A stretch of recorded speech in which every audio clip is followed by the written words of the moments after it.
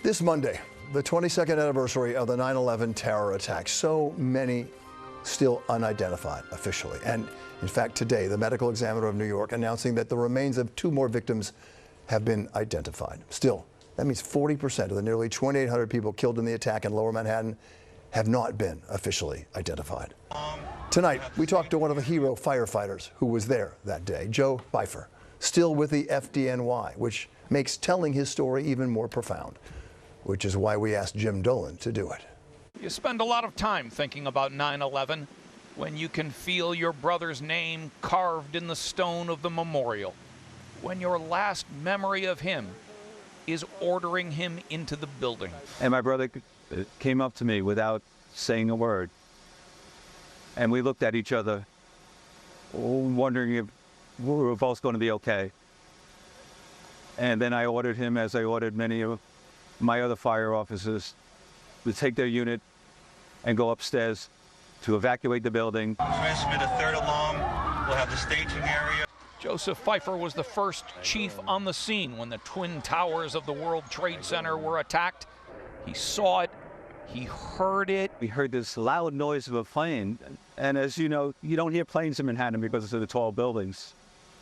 And then we saw this plane flying at a very low altitude, extremely fast, but was so low I could read on the fuselage the word American. And then I saw that plane aim and crash into the North Tower of the World Trade Center. And so he did what firefighters do.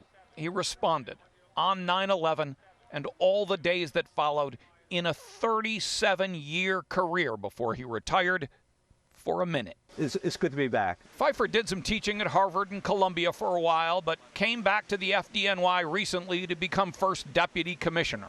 Now as busy as ever. On this day, a young artist stopped him at the World Trade Center Memorial to show the book she had compiled of memories from that day.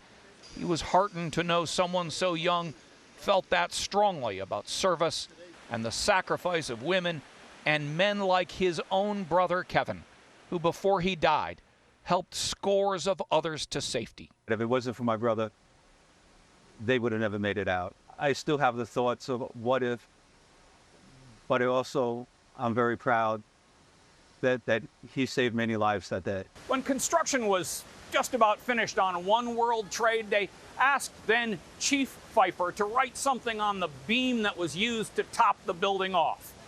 He had to think for a minute. He wanted to get it right. It was going to be there for a long time. He remembers clearly what he wrote that day. Always remember the heroes who did ordinary things, but at an extraordinary time, so others may live.